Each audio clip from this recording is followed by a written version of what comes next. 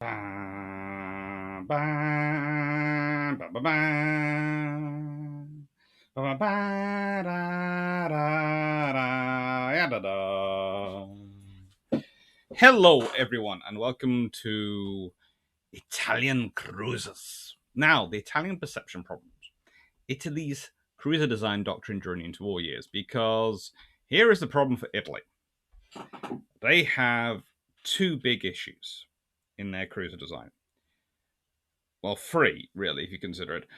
Their strategic, let's start off with the third one I just added in. The strategic scenario is that they're planning to fight France, which means they're fighting West Mediterranean, which means, honestly, you probably need either ships which can reinforce your battle line to give you an edge in the battleship contest, in terms of cruisers, or you need very fast, almost enlarged, well, basically enlarged destroyers who are designed to launch raids into the Western Mediterranean, dash in, fire off a spread of torpedoes at maximum range at a convoy or something, some group of enemy ships, and withdraw. Those are the two roles you sort of need cruisers for.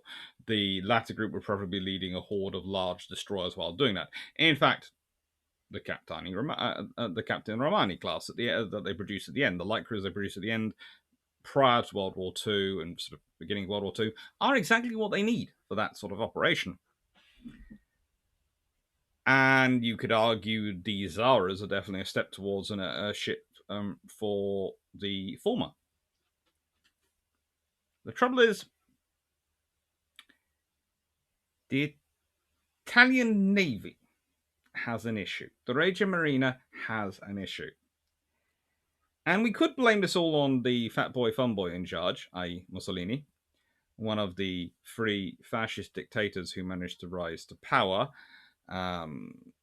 He was actually the earliest, and it's the reason why fascism gets the name fascism, because as a global movement, despite various parties being national socialist, and I forget now, but the Dutch one had a very interesting name, and because he gets there first, so it's called the fascist movement, and there are variations on the spectrum. But his particular brand of control is less dictator and more prime minister, which means he spends most of his life balancing competing factions. So whilst his desire is to build the biggest, best, swankiest looking thing known to mankind, not really bothering about the realities of supporting it infrastructure wise, he just wants the top trumps. He doesn't really have as much influence as he'd like. He doesn't. In fact, more and more, he is able to influence events, but not really control them. And that means that you have the problem for the cruisers, especially, lies itself within the Regia Marina. And that what they think they need a cruiser for. And these are the patron suggestions that came in this month. 3 pages worth. Really cool. All of them. It was really hard picking 20. I picked 20 and then found if I picked a full 20, it doesn't allow me to allow for multi-voting. It seems at Patreon I might have clicked the wrong button, so please don't. So everyone's allowed an individual vote. But yeah, I think if I cap it at 18, which is the most I've done before, it has allowed me multi-voting. So from now on, it'll be the 18 will get through to the vote. But again, into sort of the cruisers again. The Italian Navy has this idea, Regia Marina has this idea, much like the army, that Italy is a great power. And it's hard to argue they aren't, really. They're one of the most powerful nations in the world at the time.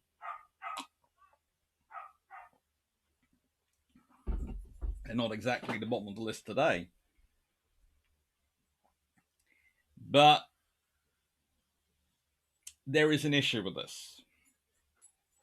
There is an ego scenario going on here. This was a response to pre-Mussolini, actually, but this gentleman ended up being made a marshal of Italy by Mussolini. And that's one of the interesting things. What Mussolini does is he doesn't replace the generals; he incorporates the generals into his regime. He very much he buys their support. He doesn't turn them into fascists. He basically goes, if you will look the other way while I do most of what I'd like to do, but I can't, of course, replace the king becoming head of state, and I cannot, of course, do this or this or this issue because that will upset the king, and that will mean the army, which is far more loyal to the king than they are to me, will cause me trouble. But I will in turn give you control of my militia, and I will give you control of this and this and this, and basically I'll make myself minister of the army so that we can work together. It all sort of it's his various ways of controlling things or trying to control them. Anyway, the trouble is, this was in response to a proposal which was to make a far more reservist orientated Italian army. The reason being because that would allow them more funding to modernize as part of their regular vote of income. And you're going to see this in a second when we get to a discussion of actual naval budget debate that goes on before Mussolini comes to power. The generals and the admirals of Italy seem to have no concept of quite how much they lost during World War One. B, the realities of World War One, because I'm not quite sure these battles that they're listed would count as glories. I'm not sure proven glories is the word I would use to describe. Well, I suppose it depends which Isonzo, which Piave, which Grappa, and which Carso. There are some problems with this statement. Let's just leave it to one side. The generals and the admirals have this image of Italy as this mighty power which has won glorious victories. The rest of the population might not be the same. And you actually see this in the naming of the condottieri, because they start off being named with, which is Mussolini's idea, for these glorious people in the past, and then he has to make concessions to try and rehabilitate generals who really do not have the reputation with the public they think they should have, including a general who calls himself the Undefeated, and another general who, well, how do I put this politely, is often written off as one of the worst generals in World War One. That's quite a high bar to reach to be in the contention for that. Let's be honest, World War One is not awash with amazing generals. It is awash with average generals and fine generals and generals who were probably perfectly okay for the kind of wars they've been fighting in the 1890s and early 1900s, but had no idea how to deal with mechanized war. And even against all that cacophony of interesting personalities, he stands out as not being the sharpest tool in the shed. So this is the actual discussion which I wanted to bring to your attention on the Navy, and to think about and where the Navy is at this point, because it has this great section. I'm going to read from you 2 paragraphs on this. In Italy's strange circumstances, not least in respect of its merchant fleet, which had lost 2/3 of its tonnage during the war and which was now half the size it had been in 1914, restraint was the order of the day. Notwithstanding the calls of the nationalists, the right, and heavy industry for a large fleet to support a policy of commercial expansion in the Balkans, the Levant, and Africa, and also probably to line their pockets, Secchi loyally followed Premier Francisco Nitti's economical line of demobilization and strict limits to arms manufacturers. The Navy was cut back in size from 120,000 to 34,000 men. Construction of the only one of 4 wartime super dreadnoughts still on the slipway, the Caracola, was halted. I myself would have completed that. I would have found the money, because I think that would have been a good sop to the nationalists and the Navy, but we'll leave that to one side. 4 old battleships and 15 cruisers were condemned. The impression that the war in the Adriatic had made the minister was evident in his first normal post-war budget, announced on 25th November 1920. Sums of 536 million lira for ordinary expenditure and 311 million lira for extraordinary expenditure were to be spent on 8 mine layers, 4 destroyers, 4 submarines, and 8 MAS torpedo boats. Now, please note, the army believed that all their modernization of tanks and vehicles should be funded through extraordinary expenditure. rather than any of it coming from their ordinary expenditure. They felt their ordinary expenditure should be for keeping up as largest possible number of people as possible. Always nice to know that your soldiers are more obsessed with numbers than your accountants. But of this budget, you can see he's spending, Seki is authorizing 847 million lira. 847 million lira. Remember that, because in the Chamber of Deputies, Seki was attacked by Vice Admiral Emera de Ast for having reduced the fleet to a minimum, when he could have reconditioned old battleships for the relatively modest sum of 50 million lira each, 1/6 the cost of a new one. Fueled by a profound resentment of Italy's naval inferiority vis-a-vis France, which other sailors shared, and by a conviction that a battleship navy was a coefficient of success in all political, military, and commercial undertakings, Cagni was instrumental in forcing a vote to rearm the antiquated Leonardo da Vinci in February 1921. His victory was symbolic and temporary, for Talon de Revel subsequently cancelled the project, but his line of reasoning was to be central to Admiral Cagni's dealings with Mussolini in the 1930s. Yes, we do have some very interesting people, including someone who either wants to increase the budget of the Navy to 1.047 billion lira, or who wants to spend 25% of the 847 million lira budget on reconditioning 4 ships which frankly couldn't stand up to a stiff breeze in terms of modern combat post-World War I. Really wasn't a sensible scenario, but this is what you're living with. You are living with already a scenario in their heads of, we are a great power. I have said it many, many times, not every country comes out of World War I with the same image of war. We may think that the British and French image, which does, to an extent, infect the American image as well, of World War I being this terrible slaughter, of there being no glory, of it just being the death of empires, the death of generations, the death of, so many bright shining lights. All true. But if you're the Italian generals or admirals, it was a glorious victory where you beat up the Austro-Hungarians eventually. And, you didn't have to see all the nasty stuff. That was done by the plebs. And this announces the rebirth of the new Italia, the Italia, the descendant of Rome, that's going to rise to global prominence. Yeah. And, of course, Japan, which, for them, World War I is great.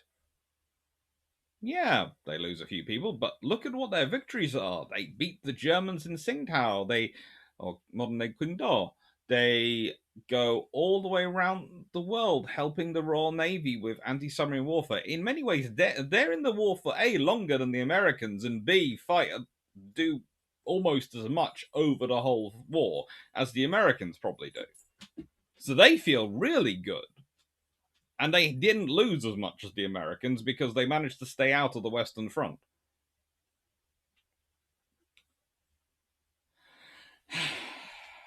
So, thinking all this, what would you think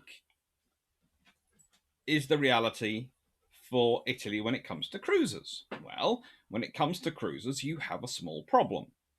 Cruiser, theoretically, is commerce deterrents, destroyers, as well as commerce defenders. But the trouble for Italy is, if you're dealing with France, and you're attacking their commerce, well, they'll just go outside around the Atlantic. Okay, you go, well, we'll go through to the Atlantic to chase them down. That would require going past British Gibraltar and all the French bases in the Western Mediterranean and all the French aircraft in the Western Mediterranean and getting out. And the British, whilst they might not join a Franco-Italian war, in fact, they might sit back and go, who's going to win, pasta or snails? But, they might sit back, but they will probably be a benevolent neutral to the French, in which case going past Gibraltar is going to be interesting. Okay, so you can deal with, the various issues, but you're not going to get out into the Atlantic very easily, and the French trade in the Western Mediterranean is just going to go round and possibly hug the coast in North Africa. It's probably going to go out the Atlantic ports, which are bigger ports anyway, and from there, if it has to come along the coast of North Africa and come further in, then going to Morocco and coming over land, it'll probably hug the coast of Algeria till it gets to the port it needs to get to. Protected the whole way, and as far away from Italy and its naval infrastructure as you can possibly get. So, okay. Not Commerce offensive then. How about Commerce defenders? Well, Italy does need to convoy, but the trouble is, what are you likely to run into? You are likely to run into very large ships. If the French launch a sally into the central and eastern Mediterranean to attack Italian convoys going to their North African territories, then they are probably going to launch a sally with their very large ships, which means they're going to come with everything. Which means, again, your cruisers are probably not going to be much help. They're just not. Unless they are built to fight something much bigger than them. And how do you make a cruiser that's built to fight something much bigger than when it's limited to 8-inch guns by the Washington Treaty? Well, you probably start cheating, but we'll leave that to one side. There is an interesting fact once we get on the treaties that the Washington Treaty is agreed before Mussolini gets to power, and Mussolini does chafe about it. But Mussolini also, in many ways, supports and allows it to happen, using it by not saying anything about it, using it as a catalyst to help him get into power. It makes the Navy and the Army very worried because not only are they not giving us enough money, and not only are they not keeping us this massive battlefield, they've just accepted us to have equality with the French. And we can't build as many ships as we want now. They're terrible. They're communists. They're not. They are at most socialist. Honestly, most of the Italian politicians at this point would probably fit with liberals, but if not outright conservatives. But to the military in Italy, it was very much, they're communists. Because they don't want to spend the money on them.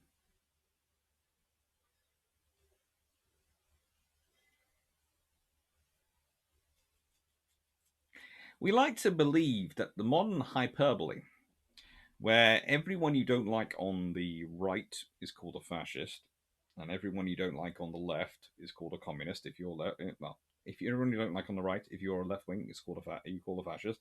Everyone you don't like on the left wing, if you're on the right wing, is called a communist. Is new. Not really. To be fair, fascist was new at this point. Okay. And so the Italian fascist movement is what starts it off, and it's why it becomes called the global fascist movement, because they're all part of it. In terms of they all sign up to similar ideals, and it's kind of like calling it a global conservative movement. There are very big differences between conservative parties in different countries. There are big differences between them, but they're part of the global movement. The communists had achieved something, though, which the fascists would never really achieve. People sometimes use Franco as the example of the fascists actually achieving it, but let's be honest, the Spanish Civil War is far more complicated. The communists in Russia come to power. They get power and they have a revolution, they form the Soviet Union. They manage to achieve the things which other powers, or rather other groups, dreamed of in terms of getting total, absolute control and how they went about getting it.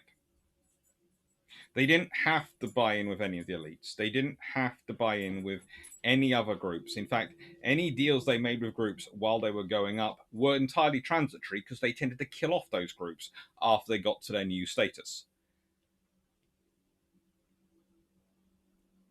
none of the fascist powers would achieve that level. So there was a rather large Red Scare going on, and Italy did have a very large communist movement. So there is the sort of legitimate fear of communism in terms of the admirals and the generals probably thinking that, considering their real performance, if they openly admit it in their hearts to themselves during World War One, they could well be targets for such an uprising. Although they believed they were great and glorious victories, the populace was not so impressed. But because of this wider movement and wider context going on, Italy not only thinks it has great power status, especially once Mussolini comes to power, and once he plugs into and creates, in many ways, the wider fascist movement, starts to feel they are a great power. They've got client states. They de facto are the securers of Austria. Hitler can't invade Austria without Mussolini's permission. If Mussolini resisted Hitler going to Austria, Hitler couldn't go there because Mussolini was seen as such a strong person, but also Italy was seen as such a powerful military because he's in power from 1922. He's in power from 1922. So, again, I will say this nicely. The only person who he has to blame for Italy's performance in World War II really is himself. And Italy does quite well, but it is a case of it depends which admirals are in charge, it depends which generals are in charge. The Italian troops are good, the Italian sailors are good. The people above them, well, we tend to try in some circles in history to blame this all on the fascist party's influence on Mussolini, but really you can't, because as John Gooch writes in his book, his excellent book, which I just did the quoting paragraphs from, Mussolini and his generals, the armed forces and the fascist foreign policy in 1922 1940. The fact is, Mussolini has to make so many deals with those people, with the admirals, and they are in such control of who gets promoted that it's mostly a clique running the Regia Marina and the Regia Aeronautica and the army. It is mostly a clique who are self-selecting. Disturbingly, some of Mussolini's selections actually do better than some of them, but we'll leave that to one side. Most of them do a lot worse. Please note, most of them do a lot worse. Let's be honest. Even a broken clock is right twice a day, so you know. But this was the Italian Empire at the time, and this is their sort of client state areas and areas they claim influence over. This is what they fought in 1936. They had influence over. This is their actual empire. They felt powerful. But they're still in the Mediterranean. And this should have affected their thinking in terms of ships. And this is where it gets really quite interesting. Now, the foreign and defense policy of Italy and Mussolini can best be described as self aggrandizing and, how do I put this politely? Ambulance chasing. Yes. Mussolini's foreign policy is the international relations equivalent of seeing a group of people walking in a direction and running in front of them, raising a flag and going, yelling, "Follow me!" And they're all going, "Who's the twat? Who's the in front with the flag? Does anyone know? No, I was just going to McDonald's. What? Does he know the way to McDonald's? He said, "Follow me." I'm hungry. Well, I presume he's going to McDonald's. This is the reality of Mussolini. He is an ambulance chaser. He is a joyous thing to behold in performance art, but not really much of a consistent foreign policy. He will take advantage of circumstance. He doesn't try and it doesn't really control circumstance. But this has an impact, therefore, back into ship design, into everything that the Italians are doing, because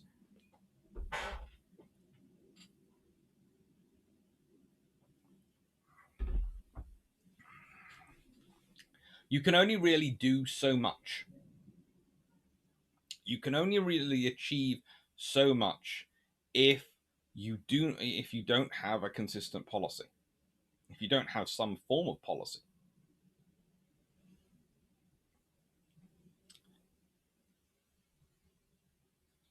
But it's worse than that, because the foreign policy of Mussolini is not necessarily the foreign policy of his admirals. And you have to then factor in what the differences in that will have on ship design. What are you building ships for? Are you building ships for the status of building ships? Are you building ships for their actual war capabilities? Are you building ships because they're going to look good in a top trumps conversation?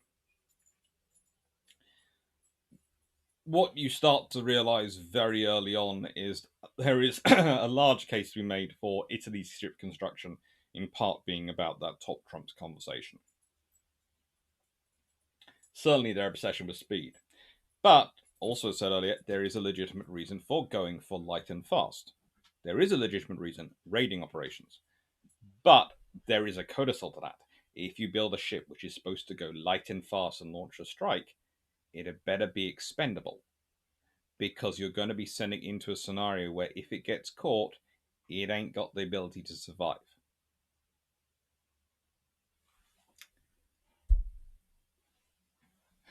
Basically, the cruiser version of a MAS torpedo boat. Appropriately, we got to the Trento class, which are the cruiser version of a MAS torpedo boat. And why do I say that? Because they have these really powerful 8-inch guns, which do have targeting issues, but there again, there are many reasons for targeting issues. There is the fact that the carriage of the guns is joint, and that can have issues. There is the fact that they have quality control issues from this point onwards with their artillery. In fact, they've had quality control issues for the entirety of World War One and onwards. They have quality control issues in terms of ammunition manufacture for the Italian Navy is like breathing at this point. It's just a fact of life. And again, you think if anyone could sort that out, it would be a ruthless dictator. No, no, he doesn't. Because he doesn't really concentrate and think about things like infrastructure or actual supplies. He just concentrates on looking good and flashy. Again, like every single one of the fascist dictators. I don't know. He's probably more of a clothes horse than the other two are. By a long margin, actually. More of a clothes horse than the other two are. I did actually do some looking into that after a recent video where I said I didn't think Franco was as much of a clothes horse as Mussolini. Reading has proved that correct. I'm quite happy to be proven wrong. It's not something I particularly care about, but I'd said it thinking it and being fairly sure and did more some research. So, the Trento class. Why do I say they are basically the 8-inch light cruiser? Remember, because this is before the London Treaty, so these are not heavy cruisers. 8-inch cruiser version of a MAS torpedo boat. Well, their trial speed was 35.65 knots. Their service speed was 31 knots, theoretically. They could do a little bit more. 4,160 nautical miles at 16 knots. They carried 8-inch guns. Okay. And they carried 8 torpedo tubes. 4 twins.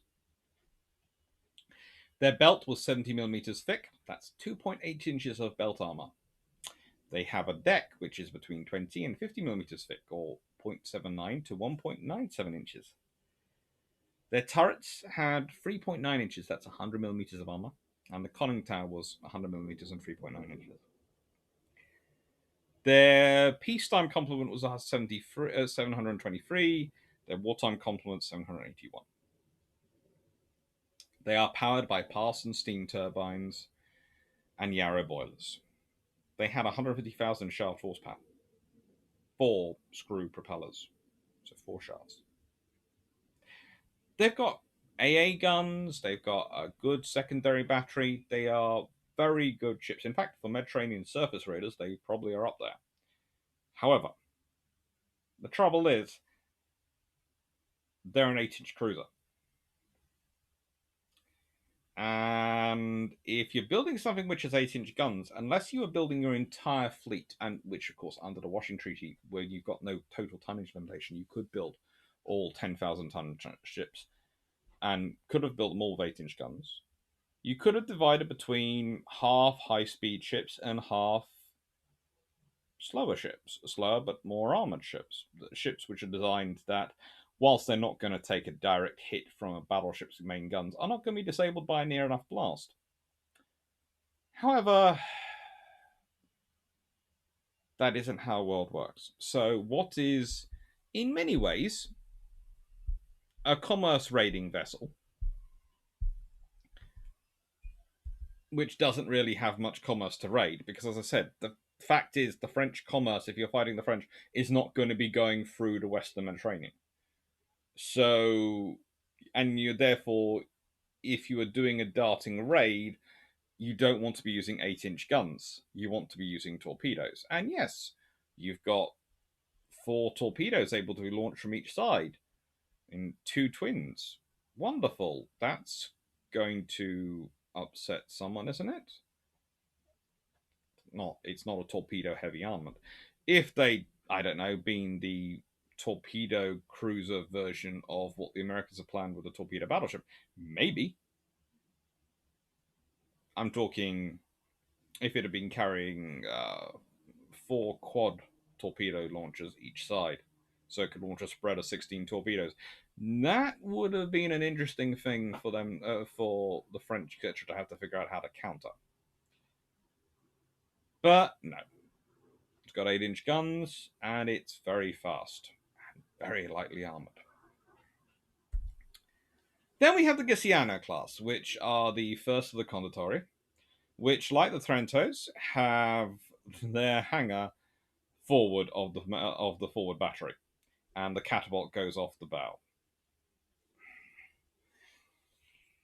Not only are they lightly armed, lightly armored,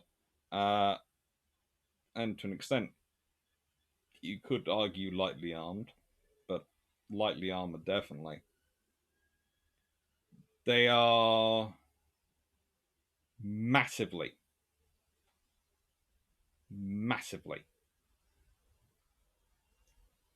vulnerable with having all the fuel, ammunition, etc., for their aircraft stored forward. Because if you think about it, when you're aiming to attack a ship, where do you aim for? Do you aim for the center of the ship? No. You aim for the bow, knowing if you misjudge the speed, you might well hit the center of the ship. You don't target the center of the ship and then crack on. You always aim slightly forward, so you're more likely to actually hit forward than hit aft on a lightly armed ship and lightly armored ship. And why do I say lightly armed? Well, they have 8 6-inch guns. They do. But if I'm sacrificing all this weight for speed and firepower, which is what they do, they sacrifice everything for speed and firepower, then I would expect more firepower. It would be sort of behove me to have more firepower. They displace 6,500 tons roughly in standard. They're capable of 37 knots, achieved 42 knots in trials, 3,800 nautical miles at 18 knots was their cruising speed range. Their decks had 20 millimeters of armor. Their belt had 24 millimeters of armor. Their turrets had 23 millimeters of armor. Their tower had 40 millimeters of armor. So they've sacrificed pretty much everything to have speed, including, you could argue, firepower.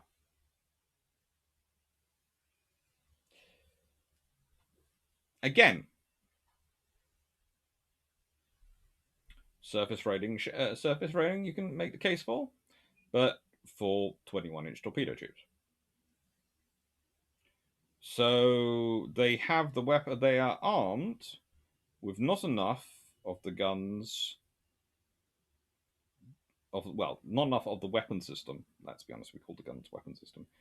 That they're going to have to fire repeated shots to actually be able to do damage to targets. They're going to have to engage them in a fight. And near these ships would I like to be escorting my own convoys. Remember the other job of these ships, of cruisers, convoy protection. Because when you're escorting a convoy, you need armor. So what are they being built for? They're being built for speed. They're being built for the top trumps. And there are some people who argue that the Trentos are completely a response to the Duquesne class, potentially. But it's more a top trumps response. We're faster than you. Same the Gasiana class. We're faster than you. We're faster. The Zara class. Now, these are my favorite of the Italian cruisers, okay? If any class is built to actually fight alongside their battleships and possibly help them, it's this class. And they are gorgeous for that. There are 4 of them built. What I would say is that it's very sad that 3 are lost at Matapan. And why do I say it's sad? Because they were not supposed to be engaging battleships without a battleship. They were supposed to be supporting battleships engaging battleships. And 3 of them are pretty much as close as can be in this circumstances ambushed, or rather assassinated, might be a better phrase, by 3 Royal Navy battleships and some cruisers, destroyers, and of course HMS Formidable, who also fires her 4.5-inch guns, because why not? If you're in range of the armored carrier, expected to bring the firepower. So they had 8 Thornycroft boilers, apart from Fiume, which had Yarrow boilers, if I'm not mistaken, and a top speed of 32 knots, because they only had 95,000 shaft horsepower.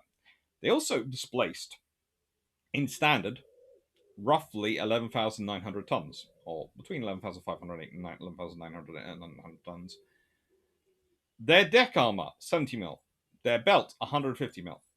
Their turret faces, 150 mil. The barbettes, 150 mil. The conning tower, 150 mil. That's some decent armor going on there. That's better than a county class. Speaking of ambush predators, you trying to spot a squirrel out my window? Yes, you are.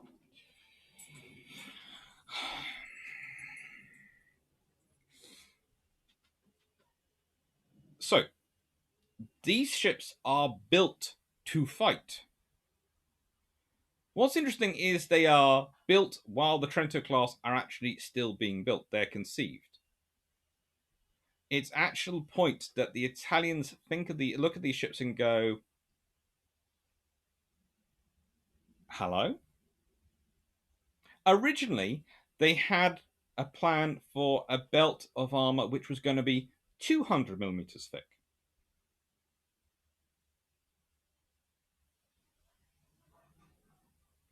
It was the Naval Command that allowed these ships to exceed the treaty limits, but they instructed the designers to eliminate unnecessary features to save as much weight as possible so it'd be deniable. And that's why the ships do not have torpedo tubes, and that's why the belt armor is reduced by 50 millimeters. But it would have been 7.9 inches thick, 200 millimeters. 200 millimeters of armor. Imagine the battering those ships could have given if they could still achieve 32 knots to any other 8-inch cruiser they'd have come across that was built in the treaty period. They would have been the closest things to an actual heavy cruiser actually built. Because the definition of what should have been a heavy cruiser, if we base it in the armored cruiser world, is they are armored to the level that they can resist their own gunfire. It's the same difference between a battleship and a battle cruiser. A battleship is armored to the point it can resist its own guns at medium to long range. A battlecruiser is armored to the point that it can resist its own guns at long range. A heavy cruiser is armored to the point that it can resist. Well, an armored cruiser is armored to the point it can resist its own guns at medium to long range. That's what a heavy cruiser should inherit. But the heavy cruisers that come about in the 1930s, because of the treaties and etc., are not that. Anyway, the trouble is, and I say this politely, the Italian Admiralty is nuts. Because they then go, but we wanted a ship which was really fast. And you go, well, you've broken the treaty once, why not break the treaty again? But. Okay, so what do you do? Well, they build this, the Bolzano, which is a modified Trento class. Back with the 50mm deck armor, the 70mm belt, the turret face is 100mm, and the barbette's 70mm. Displacing a mere 10,890 long tons, or 11,000 tons. So a few hundred tons less than a Zara, but capable of 36 knots, thanks to 10 boilers and 4 Parsons geared steam turbines. And before anyone's worried about the dog woofing behind me, the squirrel is sitting on a post just the other side by the greenhouse, and because someone, who will remain nameless, managed to smash up someone else's tomato plants, not mine, that's my sister's green farm, not me, there is now a fence between the greenhouse and here, which means the squirrel can sit there quietly looking back at the poodle, and the poodle can't do anything about it apart from complain, because he can't get through it. Hoisted by his own petard, rather like the Italians here. Now, one thing to note is she has moved the seaplanes back. That's good. But again, 8 torpedo tubes. So she's not going to do dashing torpedo attack. She's got 4 each side.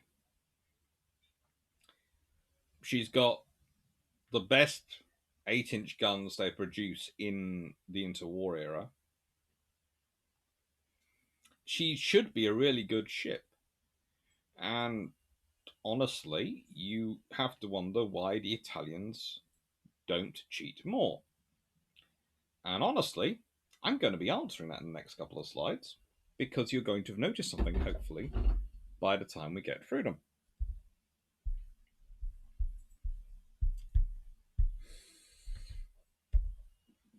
Cadorna class. Now, these, of course, are more of the condottori. And we all like a good condottori. They are nice. There is a debate over why they're built. There are some people who will tell me entirely down to French destroyer production, and I will look at them and go, really? So the Italians weren't building destroyers? Large destroyers. Oh, so you wanted cruisers to kill large destroyers. Well, that seems rather unsensible, because this particular class has a 24mm main belt, a 20mm deck, and 23mm on turrets, which means they're actually probably going to be able to be taken out by most destroyer guns at the ranges destroyers will be fighting at. And remember, the range of destroyers fighting at is going to be dictated by speed, maneuverability, and the fact they're going to close with you as quickly as they can. And you're going to be the bigger the target, the thing they're going to probably see from further away. And there'll be a pack of them. So yeah, maybe these classes are built to fight destroyers, but if they are, it's not really the cleverest idea. But again, Parsons geared turbines and Yarrow boilers. Now, some boilers some of these turbines, they are built under local construction with permits from Parsons and permits from Yarrows and permits from Thornycroft, but quite a lot of them are built in the UK. What does this mean for the Italians? Well, it makes lying very difficult. You cannot lie about the size and performance of your ships if your opponent, who you're lying to, knows key statistics. If they will probably know the length and the beam, you can't really hide those. You can juggle them a bit, but you can't really hide it. And they'll probably have a good idea of the draft, especially if you go for a visit to ports which they control, and they can check where they berth you, because they could tell you, oh, you can you berth here? That should fit your X number of meters of draft. Oh no, we need a deeper spot. Really? Why do you need a deeper spot? And the Italians do like to go wandering around the world and go and visit Australia, etc. It's good for the status of Fat Boy Fun Boy, aka Mussolini. And it's good for the status of the Regia Marina, and it's good training. However, if your opponent also knows the performance of your turbines and your boilers because they supply them, you add that data together and they then see your declared performance data and they'll know something's squiffy. And they'll be pretty much everything but able to prove it. And they'll certainly have enough suspicions they'll be able to find the proof. This is the limiting factor on the Italians. They can't cheat as much as they want to, as much as they need to. They really need to be building super Zaras. They need to be sort of building something even better than the Zara. They need something with 200 millimeters of armor and 36 knots of speed. That's the heavy cruise I need, plus, 16 torpedo tubes, preferably. But they can't. And then comes the Raimondo Montecuccoli class. But before we get into that, let's just quickly deal with the fact that Cadorna class, named for two generals who are absolutely terrible. Okay? They are Field Marshal Luigi Cadorna, who is probably one of the worst generals to ever serve in any army, was made a was part. This is part of Mussolini's deal with the army. He rehabilitates people like Cadorna. Makes him a Marshal of Italy. He talks about him being this great, brave man. He organized consecutive failed attacks with huge numbers of casualties. The only thing Cadorna really succeeded in was killing a lot of Italians. He seemed to be very good at that. Raimondo Montecuccoli, one of the more older generation, but again, pretty much a repeat of what had come before her. This is the point about the Condottieri. They do start off as pretty much repeats. But eventually you get to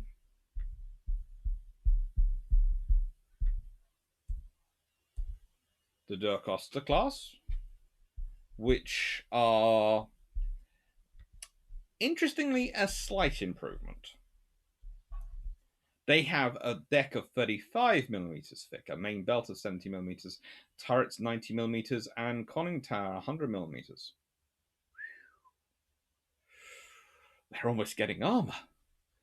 Oh, 36 and a half knots and Belluso Parsons geared turbines. Yes, Belluso, local production of Parsons geared turbines.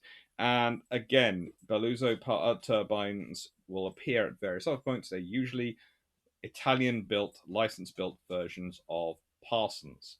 Again, the British know what's going on. And supplied by 6 Yarrow boilers.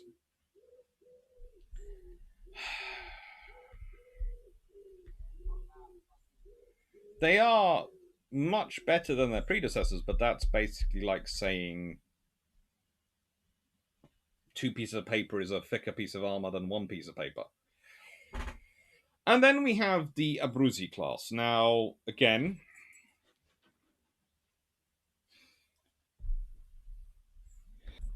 named for rehabilitation reasons. This time for an admiral, the Duke of Abruzzi, who was connected to the royal family and interesting. He was so good at his job, the British and the French refused to cooperate until he was fired. So they promoted him to admiral and then didn't give him another posting.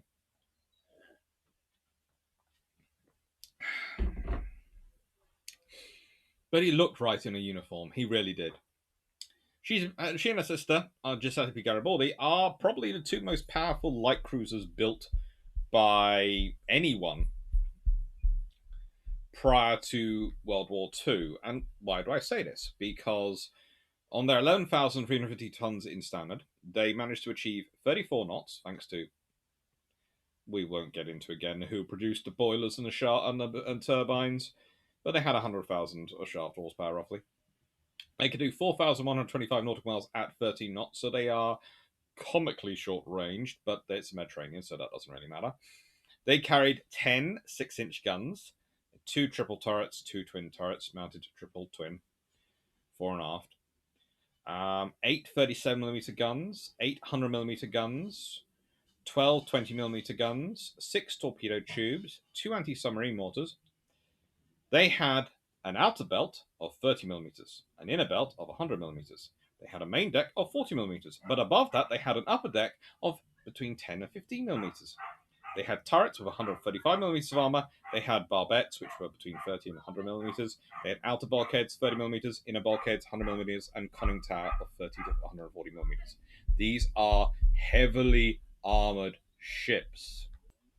So this is actually, arguably, what the Italians should have been building. They're only building this in many ways because they are limited to 6-inch cruisers, but you can imagine what would the equivalent of a Zara class built on this idea of an inner and outer belt of divided extra armor being light to fight with 8-inch guns and maybe, I don't know, 12 8-inch guns, 4 triple turrets.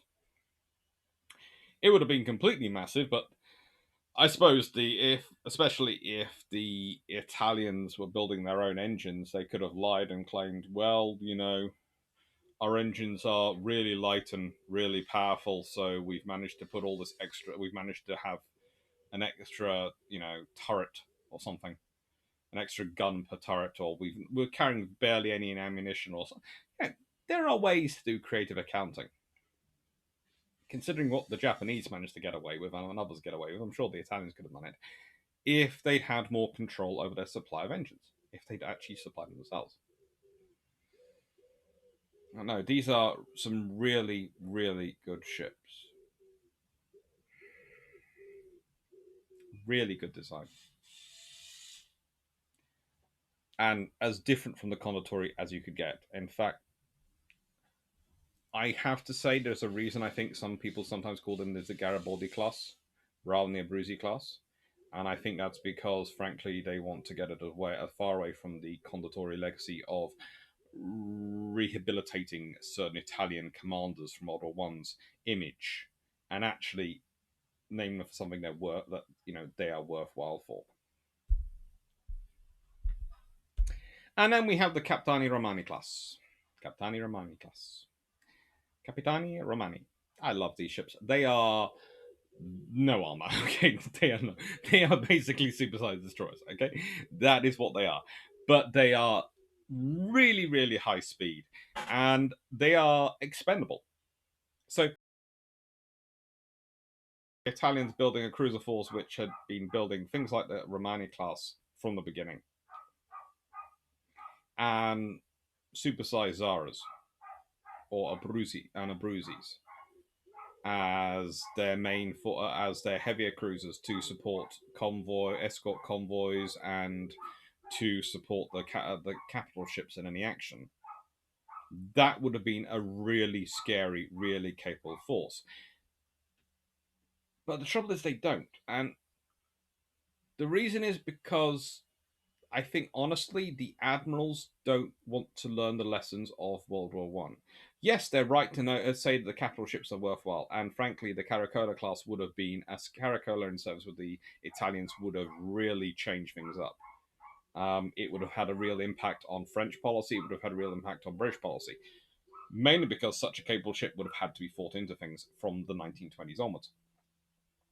And as we know from the Littorios and the Vittorio Veneto, and you know the battleships they do produce in the run up to World War II, the Italians do produce very good battleships. I think the trouble comes with the ships in the middle. They can produce very good, very cool torpedo boats, very good destroyers. But cruisers, they really struggle because they're building cruisers under a traditional mindset, and I would argue they're almost trying to build cruisers as if they're the British. They're trying to build commerce rating to cruisers, and you have to ask them, turn around and go, "What commerce are you going to be raiding?" If you're going to fire off one salvo of 8-inch shells, that's probably, or one salvo, a couple of salvos of 8-inch shells or 6-inch shells, that's probably not going to damage any enemy warship before turning away and running away. It probably won't. It will damage merchant ships, but where are the merchant ships going to be? Where are these merchant ships you're planning on attacking with these ships? Where are they going to be? Nowhere. So, summary. Italian cruiser policy. What it should have been is focused on their scenario in the Mediterranean, and there are ships which do fit that very well. The Romanis, the Abruzzes, the Zaras fit that. The Trentos are, to an extent, explainable by the fact that prior to the prior to the London Treaty, if you were going to build cruisers, you might as well build them 8-inch guns because that's the largest you can get them, and you should be building them to 10,000 tons. But there are limits going on here, and the limits are you really need to sort of think of going, what is this ship being built for? What is it actually going to do? And the very, I would argue, pre-World War One mindset of the Italian admirals in the Regia Marina, aided and abetted by a Mussolini who was far more worried about their supporting him than actually and them going to be building new ships because that looked cool and sexy, than he was about actually what they were building, meant that you have this kind of construction without thought. They are constructing a fleet without thought of their real strategic situation and the reality of what they're dealing with. Because those cruisers do not really have a role in a war versus France. The Duquesne class, you can go, well, do they have a role for the French versus the Italians?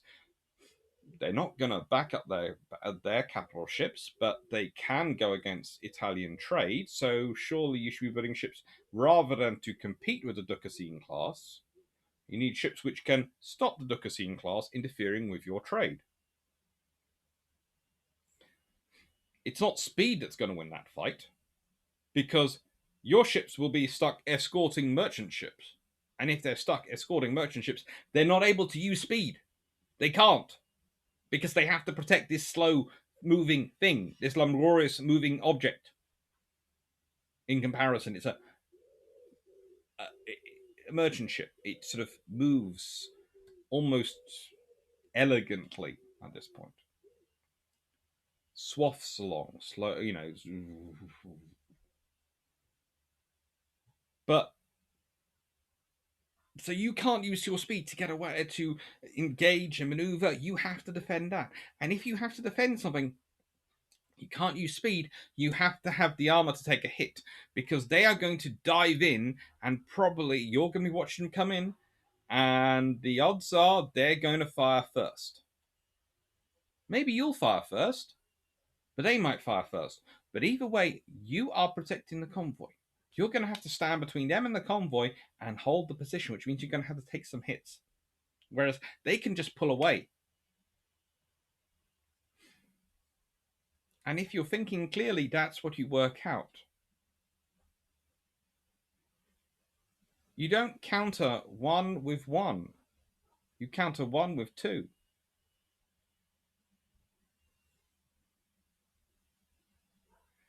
So Italian cruisers are confused. They are these wonderful top trump ships because they're speed,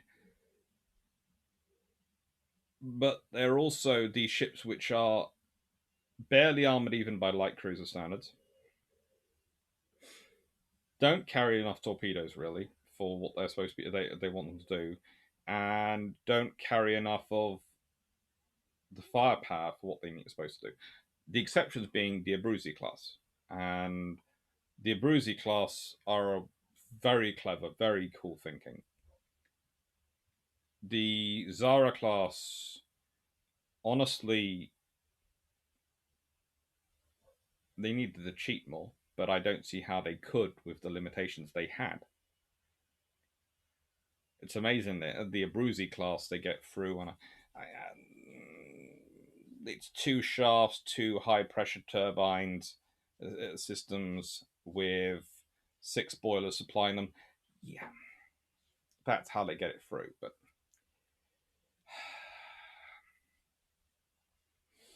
and it's also a top speed of 34 knots.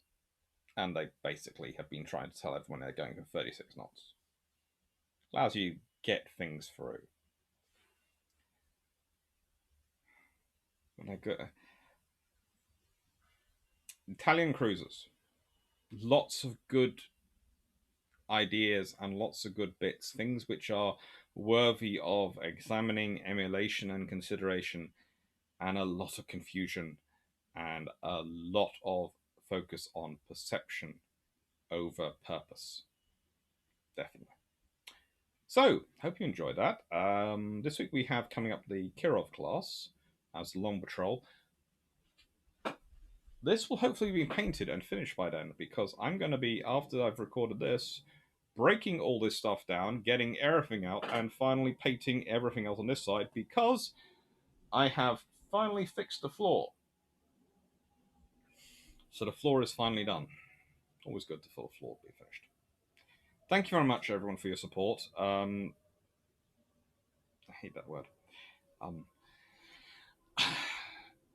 I really couldn't achieve anything I'm doing without your support and without the patron support, without the subscriber support, without the people, helping me in all the ways you're having me. The people who say they send me books are just amazing. Thank you to everyone.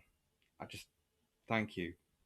It's really quite interesting being a lower level historian at the moment. And when I say lower level, I mean in terms of being a contract lecturer. It's come to the point where honestly your support is more reliable than the traditional income streams, which is both scary and, well, rather heartwarming. So thank you very much, everyone. Thank you, and thank you for all the questions. I love all the comments, even the ones I don't agree with. I enjoy responding to and chatting away with because that is why I do history.